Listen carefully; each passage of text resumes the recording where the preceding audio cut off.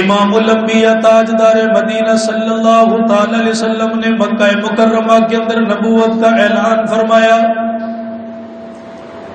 لوگوں نے اللہ کے نبی صلی اللہ تعالی علیہ وسلم کو بڑی تکلیف دی، بڑی تکلیفوں کا سامنا آپ کو کرنا پڑا. کبھی آپ کے لیے یہ منصوبہ بنایا آپ کو قتل کر دیا جائے گا، کبھی یہ منصوبہ بنایا آپ کو جلا وطن کر دیا جائے گا، کبھی یہ منصوبہ بنایا گیا آپ کو آپ کے گھر کے اندر قید کر دیا جائے گا. پھر انہوں نے اپنی ایڈی چوٹی کا زور لگا کر دیکھ لیا، شیب ابی طالب کے اندر اللہ کے نبی کو محصور کر دیا گیا. ان لوگوں نے لینا دینا بند کر دیا، اللہ کے نبی سے کلام کرنا بند کر دیا، آپ سے ملنے کے اوپر پابندی لگا دی. لیکن نہ تو ایمان مٹا، نہ قرآن کریم کی دعوت مٹی، نہ نبی پاک صلی اللہ علیہ وسلم کا پیغام رکا. ان کو کفار مکہ نے کہا اسے اگر روکنا ایک ہی صورت حال ہے، جا کر اس نبی کو قتل کر دیا جائے.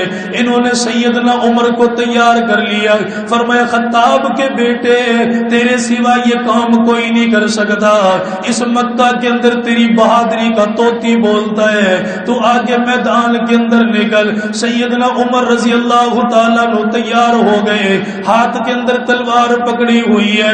وہ کیسا لمحہ ہوگا جب یہ اپنے گھر سے نکلا، آج اللہ کے نبی کو قتل کرنے کے لیے جا رہا ہے. راستے کے اندر حضرت نعیم کے ساتھ ان کی ملاقات ہو گئی. انہوں نے کہا عمر کیا بات ہے، آج تیری آنکھوں کے اندر خون نظر آ رہا ہے، آج تو بڑے جلال کے اندر بڑے روب کے اندر نظر آ رہا ہے. حضرت عمر نے فرمایا آج تمہارے نبی کا کام تمام کر گیا ہوگا. حضرت نعیم نے فرمایا اس نبی کی خبر بعد میں لینا، بعد میں جا کر پتہ کرنا وہ کس حال کے اندر ہے، پہلے اپنے گھر کے اندر جا کر دیکھ لے. تیری بہن نے تیرے بہنوئی نے کلمہ پڑھ لیا، وہ بھی ایمان کی دولت کے اندر آ گئے، انہوں نے بھی پاک پیغمبر کا کلمہ پڑھ لیا. حضرت عمر فرماتے مجھ سے رہا کوئی نہیں گیا، یہ جلدی جلدی میں چلا اپنی بہن کے دروازے کے قریب آ گیا. آ کر دروازے پر دستک دی گئی، کان لگا کر سنا، اندر قرآن پڑھنے کی آواز آ رہی ہے، قرآن پاک کی تلاوت کی آواز آ رہی ہے. یہ اسی جگہ پر ٹھہر گیا، اس نے بار بار دروازہ بجایا. بہنوئی جلدی جلدی قرآن کریم کے نسخے کو اٹھاتا ہے، اس نے گھر کے اندر لے جا کر رکھ دیا. بہن نے دروازہ کھولا، آج عمر کے حالات بدلے ہوئے ہیں، آج عمر کا چہرہ بدلا ہوا ہے، آج عمر کے چہرے کے اوپر رونق نظر نہیں آ رہی، آج عمر کا چہرہ نہیں بتا رہا. یہ اپنی بہن سے ملاقات کرنے کے لیے آیا، یہ اپنی بہن کے پاس اس کے حالات معلوم کرنے کے لیے آیا. سب سے پہلا سوال یہ کیا میں نے سنا ہے تم نے اس نبی کا کلمہ پڑھ لیا، تم نے قرآن کریم کی تلاوت کا آغاز کر دیا. وہ بہن تھی، کیسا ایمان اللہ نے عطا فرمایا. فرمایا ہاں عمر اس نبی کا کلمہ پڑھ لیا، اب جان چلی جائے گی لیکن ایمان چھوڑنا دوبارہ کوئی نہیں. حضرت عمر رضی اللہ تعالیٰ عنہ نے فرمایا میں نے بہن کو پکڑا، میں نے اتنا مارا اتنا مارا، میری بہن کے منہ کے اندر سے لہو نکلنے لگ گیا، اس کے چہرے کے اوپر سے لہو نکلنے لگ گیا، زخموں کے نشانات اس کے چہرے کے اوپر بن گئے. بہنوئی آگے آ گیا، اس نے جب مزاحمت کی ہے، چھڑانے کی کوشش کی ہے، فرمایا حضرت عمر نے زمین پر لٹا کر اسے بھی اتنا مارا، اسے بھی اتنا مارا، اس کے منہ کے اندر سے لبوں کے اندر سے لہو نکلنے لگ گیا. وہ بھی یہی کہہ رہا عمر مار دے گا، جان نکل جائے گی، لیکن اس نبی کے ساتھ بے وفائی نہیں کر سکتے، اس قرآن کریم کو اپنی زندگیوں کے اندر سے نہیں نکال سکتے. حضرت عمر نے دیکھا بہن چھوڑنے کے لیے تیار نہیں، میرا بہنوں ایمان کا سودا کرنے کے لیے تیار کوئی نہیں. اس کا بھی دل ایمان سے منور ہونے لگا، دل بھی نرم ہونے لگ گیا. اپنی بہن کو اپنے قریب بلا لیا. فرمایا بہن تو وہی ہے جس نے کبھی نظریں اٹھا کر مجھے نہیں دیکھا, جو کبھی نظروں سے نظریں ملا کر مجھ سے کبھی کلام کوئی نہیں کیا. آج اتنی طاقت کہاں سے آ گئی, اتنی ہمت کہاں سے آ گئی, آج نظروں میں نظریں ملا کر مجھ سے بات کر رہی ہے. حضرت عمر کی بہن کہنے لگی عمر کیا بتاؤں, جب سے یہ قرآن پڑھا میرا ایمان مضبوط ہو گیا, میرا دل یہ کہہ رہا مر جائیں گے اللہ قبر کو جنت کا باغیچہ بنا دے گا. زندگیاں بدلتی تھی, حالات بدلتے تھے. سیدنا عمر رضی اللہ تعالیٰ عنہ نے فرمایا وہ قرآن کریم لے کر میرے سامنے آؤ, وہ نسخہ مجھے دکھاؤ تو صحیح جس نے تمہیں اتنی ہمت دے دی, جس نے تمہیں اتنی طاقت دے دی کہ تم بھائی کے سامنے جھکنے کے لیے تیار کوئی نہیں. حضرت عمر کی بہن نے فرمایا عمر تو ناپاک ہے, ایمان کی دولت تیرے پاس کوئی نہیں, کلمے کی دولت تیرے پاس کوئی نہیں, پہلے پاک صاف ہو کر غسل کر گیا. حضرت عمر نہا دھو کر غسل کر گیا ہے, پاکیزہ لباس پہن لیا, آ کر بہن کے سامنے آ کر بیٹھ گئے. قرآن کریم کا نسخہ لایا گیا. دو روایتیں موجود ہیں, ایک روایت کے اندر بتلایا گیا سورہ طٰہٰ کی تلاوت کا آغاز کر دیا اور کیا فرما رہے بسم اللہ الرحمن الرحیم طٰہٰ ما انزلنا علیک القرآن لتشقى إلا تذكرة لمن يخشى تنزيلا ممن خلق الأرض والسماوات العلى. فرمایا پڑھتے ہوئے چلے گئے. دوسری روایت کے اندر ہے سورہ حدید کی تلاوت فرمائی ہے. فرمایا تلاوت مکمل ہو گئی, پاؤں کے اندر جوتا پہننا بھی گوارا کوئی نہیں. فرمایا بہن مجھے بتا ہمارا نبی کہاں پر ملے گا. عمر کیا کرو گے؟ فرمایا زیادہ دیر نہ ہو جائے, میں قدموں میں جا کر بیٹھوں گا, میں اس کا کلمہ پڑھوں گا, میں اس کی غلامی کو قبول کروں گا. فرمایا جلدی جلدی میں نکلا. سامنے حضرت حمزہ بھی کھڑے ہوئے, آپ کا چچا جان ہے, تلوار ہاتھ کے اندر پکڑی ہوئی ہے. فرمایا آقا عمر آ رہا ہے, پاؤں کے اندر جوتا کوئی نہیں, سر کا بال بکھرا ہوا ہے, ہاتھ کے اندر تلوار پکڑی ہوئی ہے, پتہ نہیں کس لمحے کے اندر آ رہا ہے. میرے نبی نے فرمایا حمزہ آنے دے, میرا چچا آنے دے, اس کا راستہ نہ روکو. حضرت حمزہ چلتے چلتے میرے محبوب کے قدموں میں آ گئے, اللہ کے نبی کے پاس آ کر بیٹھ گئے. فرمایا یا رسول اللہ اب تاخیر نہ کیجئے, جلدی سے مجھے کلمہ پڑھا کر مسلمان بنا دیجئے. یہ پہلی مثال کہ قرآن کے اندر تاثیر ہے, حالات بدلتے ہیں. مقناطیس دیکھا نا اپنے, وہ لوہے کو اپنی طرف کھینچتا ہے, تو جہاں قرآن پاک کی تلاوت ہو یہ اللہ کی رحمتوں کو اپنی طرف متوجہ کرتا ہے, اس کے ذریعے رحمتیں اترتی ہیں, حالات بدلتے ہیں. 13 سال تک مکے کے اندر بڑے دکھوں کا سامنا کیا ہے, بڑی تکلیفوں کی زندگی گزاری ہے. امام الانبیاء تاجدار مدینہ صلی اللہ تعالی علیہ وسلم نے فرمایا جب ان لوگوں نے ستا دیا, انہوں نے تنگ کر دیا, اللہ کی طرف سے پیغام مل گیا میرا محبوب مکے کو چھوڑ کر چلے جاؤ, اپنے دیوانوں اپنے یاروں کو بتا دو یہ تمہیں سکھ کا سانس کوئی نہیں لینے دیتے, یہ تمہیں آرام کی زندگی گزارنے کوئی نہیں دیتے, انہیں جا کر بتا دو حبشہ کی طرف چلے جائیں گے. صحابہ کرام فرماتے ایک ایک دو دو کر کے حبشہ کی طرف روانہ ہو گئے.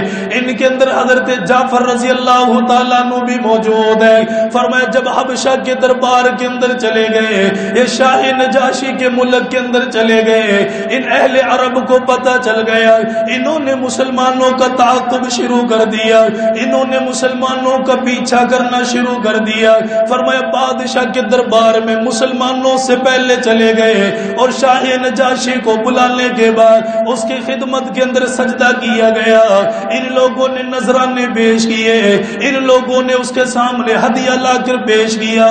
اور آ کر کہنے لگے چند لوگ ہمارے بدین تمہارے علاقے میں آ گئے جنہوں نے محمد کا کلمہ پڑھا، جنہوں نے اس کے قرآن کریم کو سینے کے ساتھ لگا لیا، ہم ان لوگوں کو لینے کے لیے واپس آئے، انہیں ہمارے ساتھ واپس کر دیا جائے۔ بادشاہ کہنے لگا ایسے نہیں بھیجوں گا، پہلے ان کو بلا کر میرے پاس لاؤ، میں ان سے ان کے حالات معلوم کروں گا، ان کے دین کے بارے میں پوچھوں گا، وہ جو قرآن لے کر آیا، وہ جو کتاب ان کا نبی لے کر آیا، اس کتاب کو سننے کے بعد فیصلہ کروں گا۔ فرمایا بادشاہ کے دربار کے اندر ان مسلمانوں کو بھی بلا لیا گیا، صحابہ کرام کو بھی جمع کر لیا گیا۔ ان کو جمع کرنے کے بعد بادشاہ نے کہا تم میرے دربار کے اندر آئے، تم نے کوئی سجدہ کوئی نہیں کیا، تم نے اپنی پیشانی کو زمین کے اوپر کوئی نہ لگایا۔ صحابہ کرام نے فرمایا ہمارے نبی نے ہمیں بتا دیا سجدہ ایک اللہ کے سامنے کیا جائے گا، اللہ کے سوا کسی کو سجدہ کرنا جائز کوئی نہیں، کسی کے سامنے پیشانی جھکانی جائز کوئی نہیں۔ انہوں نے کہا بتاؤ تو صحیح، کہ ہمارا سچا نبی ہے، وہ قرآن کریم لے کر آیا، اللہ نے قرآن کریم کا نزول اس کے اوپر جاری فرما دیا۔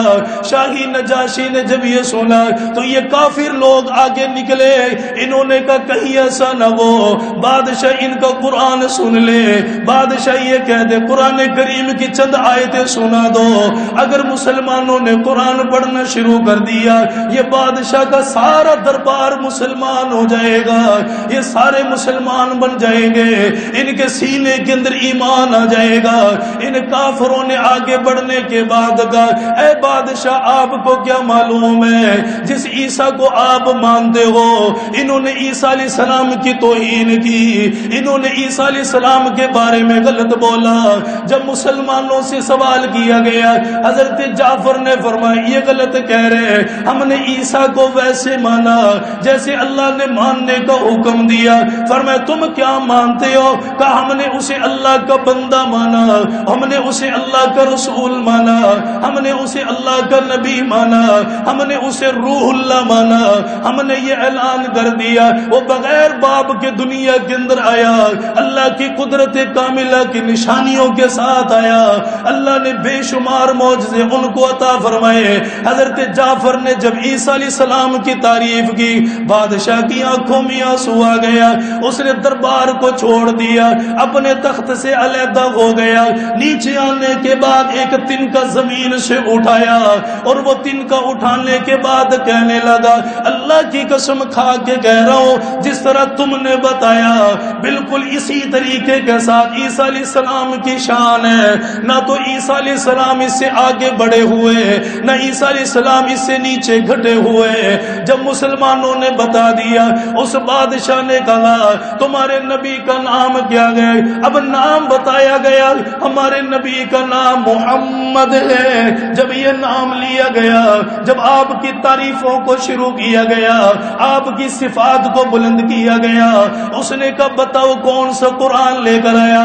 اب مسلمانوں نے قرآن کریم کی تلاوت کا آغاز کر دیا۔ حافظ قرآن مبارکباد تیرے لیے، آج تو نے اس مسجد کے اندر قرآن سنایا، یہ دنیا والے تجھے کیا دیں گے؟ لیکن اللہ کی قسم کھا کے کہہ رہا ہوں قیامت کے دن اتنا ملے گا، اتنا ملے گا تجھے تو اللہ عطا فرمائے گا، تیری برکت سے اللہ تعالیٰ تیرے ماں باپ کو بھی اتنا ہی عطا فرما دے گا۔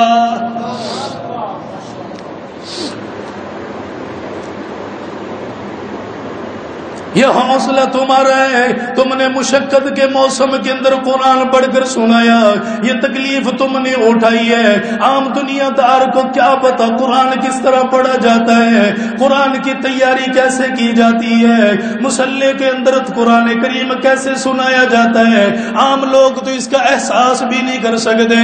مجھے پتا ہے 22 سال ہو گئے قرآن سناتے ہوئے، مجھے پتا ہے کبھی رکعت بھولنے کا اندیشہ، کبھی کوئی چیز کا مسئلہ, کبھی اس چیز کا ڈر لگا ہوا ہے, پیچھے نمازی کھڑا ہے, کہیں یہ نہ کہہ دے اتنی لمبی رکعت کر دی, اتنی لمبی نماز پڑھا دی, ہمارے پاؤں میں گھٹنوں میں درد ہو گیا, کئی طرح کے دکھ اسے گھیر کر کھڑے ہوئے, کئی طرح کی تکلیفیں اسے گھیر کر کھڑی ہوئی ہے, لیکن اللہ اسے حوصلہ دیتا ہے, یہ پڑھتا جاتا ہے, یہ قرآن کریم کی تعلیم کو جاری رکھتا ہے.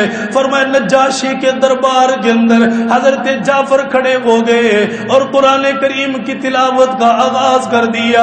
کیا کہہ رہے؟ کاف یا عین صاد ذکر رحمت ربک عبدہ زکریا اذ نادى ربه نداء خفیا. انہوں نے قرآن کریم پڑھنا شروع کیا, فرمایا پڑھتے چلے گئے. قال انی عبد اللہ آتانی الکتاب وجعلنی نبیا. عیسیٰ علیہ السلام کے بارے میں بتلا دیا.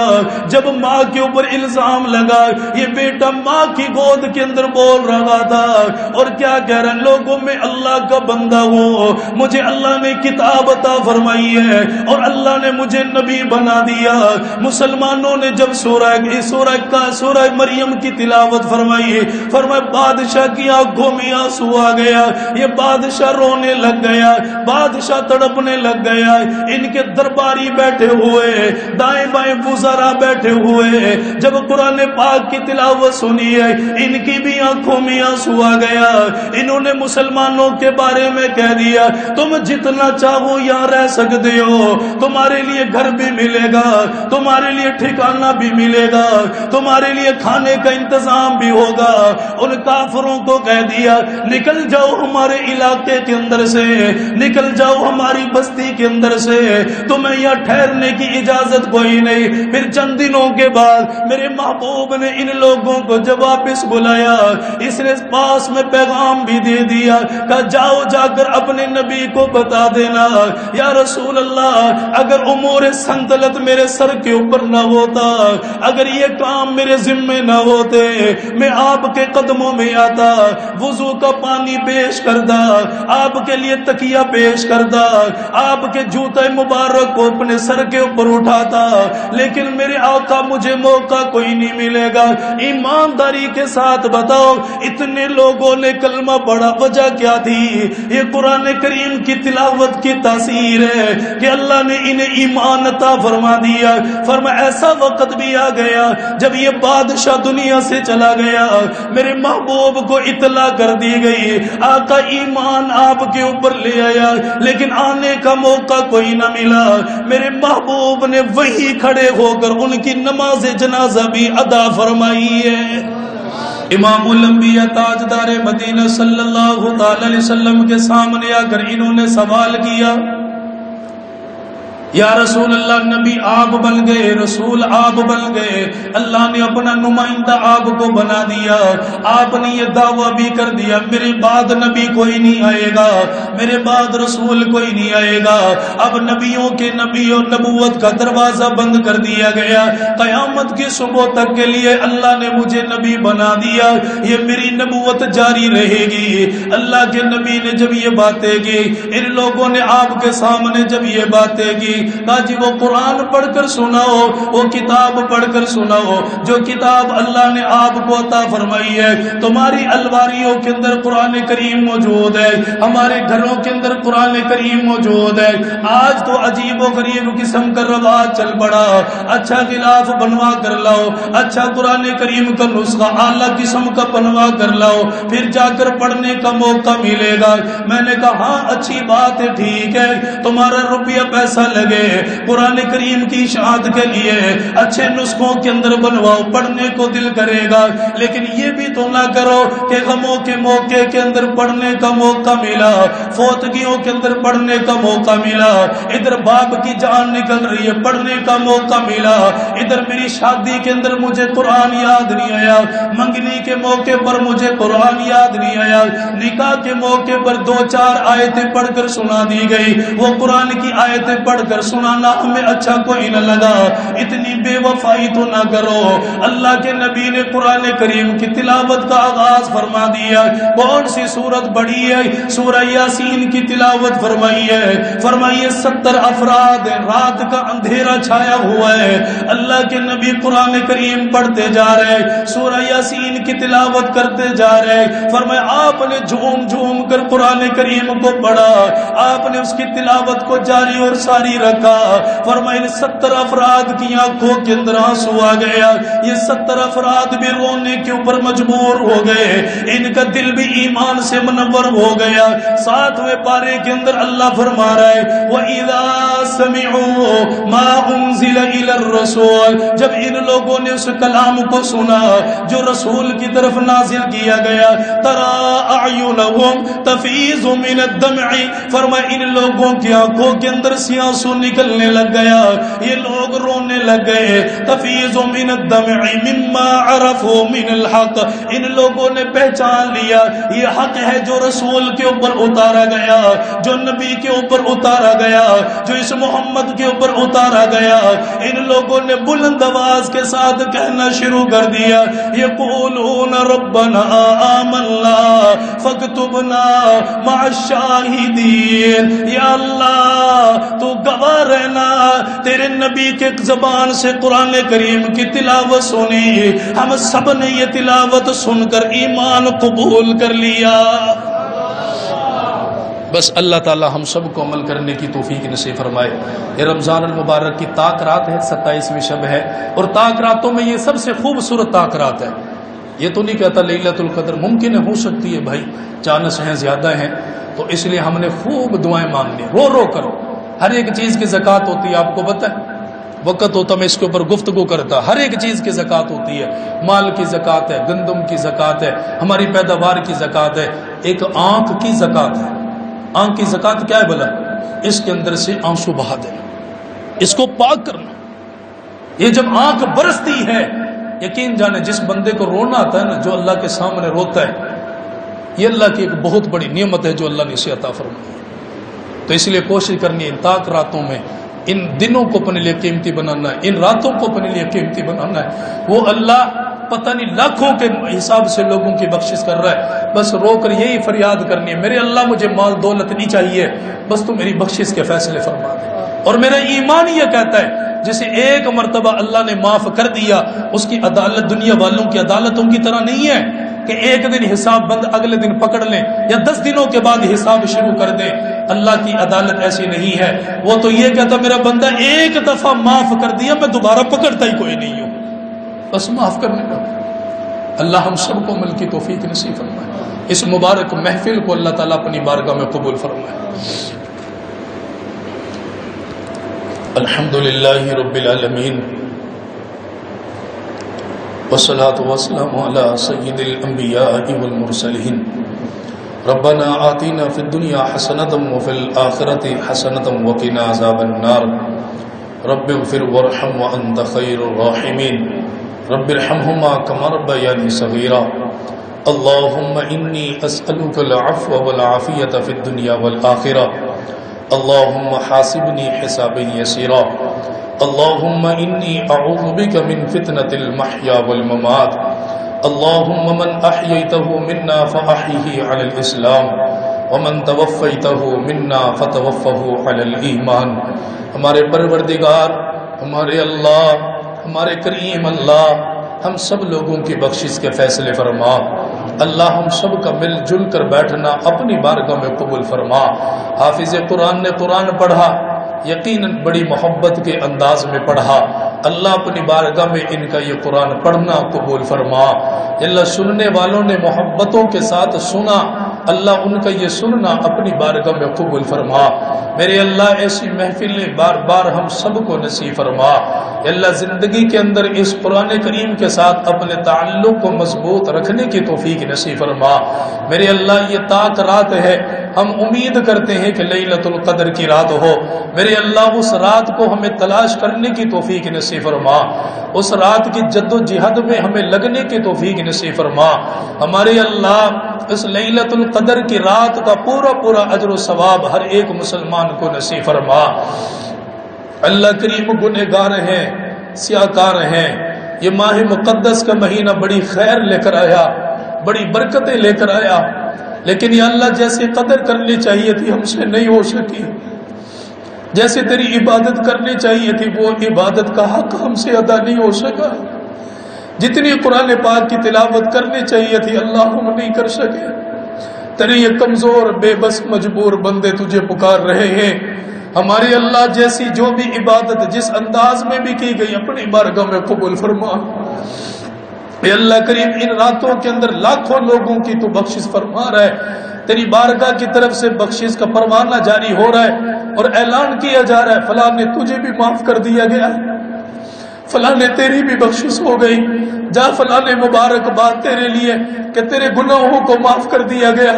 یا اللہ ہم بھکاری بیٹھے ہیں، ہم بھی امید کے طلبگار یا اللہ تیری بارگاہ کے اندر آئے ہیں، بڑی امیدیں اللہ تیرے ذات کے ساتھ وابستہ ہے، ہمارے اللہ آسمانوں سے تو ہماری بھی بخشش کا پروانہ جاری فرما دے، یا اللہ تو ہم لوگوں کو بھی معاف فرما دے، یا اللہ تو ہم لوگوں کے حال کے اوپر بھی رحم اور کرم فرما دے، یا اللہ ہم لوگوں کی بھی مکمل طور پر بخشش کے فیصلے فرما دے۔ یا اللہ کریم یقیناً ہم نے بے شمار نعمتیں آپ کی کھائی ہیں، دنیا کے اندر ہم نے دیکھا ہے اگر کسی کی ایک وقت کے اندر کوئی بات نہ مانے تو وہ بندہ بات نہیں کرتا، اپنا رشتہ توڑ دیتا ہے، بندوں سے دور بھاگ جاتے ہیں۔ ہمارے اللہ تیری نافرمانیاں ہم نے بے شمار کی ہیں، اس کے بعد بھی تو نے رزق بند نہیں کیا، ہمارا پانی بند نہیں کیا۔ یہ تیری محبت ہے ہمارے کریم اللہ، ہمیں صحیح معنوں کے اندر آپ کی ذات کا شکر ادا کرنے کی توفیق نصیب فرما، صحیح معنوں میں آپ کی ذات کو پکارنے کی توفیق نصیب فرما۔ کتنے لوگ ہیں جو اولاد سے محروم ہیں، یا اللہ اس مقدس مہینے کی برکت سے نرینہ اولاد ان سب کو نصیب فرما۔ کتنے ہیں جو مقروضین ہیں، قرضوں کے اندر دبے ہوئے ہیں، اللہ کریم مقروضین کے قرضوں سے خلاصیاں نصیب فرما۔ پریشان ہیں لوگوں کی پریشانیاں ختم فرما، تنگ دست ہیں ان کی تنگ دستیوں کو ختم فرما، فقر و فاقہ کی حالت کے اندر ہے ان کی غربتوں کو ختم فرما، تو جس حالت کے اندر بھی تجھے پکار رہا ہے اپنی بارگاہ میں قبول فرما۔ یہ جو قرآن پڑھا گیا اپنی بارگاہ میں 100% قبول فرما۔ اللہ کریم جن کے عزیز اقارب رشتہ دار دوست احباب دنیا سے چلے گئے سب کی بخشش کے فیصلے فرما، بالخصوص میرے والد مرحوم اللہ ان کی بھی بخشش کے فیصلے فرما، ان کے بھی درجات کو بلند فرما، اس گلی محلے کے اوپر خوب اپنی رحمتیں اپنی برکتوں کا نزول فرما۔ اللہم صلی علی سیدنا محمد وعلى آل سيدنا محمد وبارك وسلم، اللهم صل على محمد كما تحب وترضى، صلى الله على النبي الأمي الكريم وعلى آله وأصحابه وأهل بيته أجمعين، آمين برحمتك يا أرحم الراحمين۔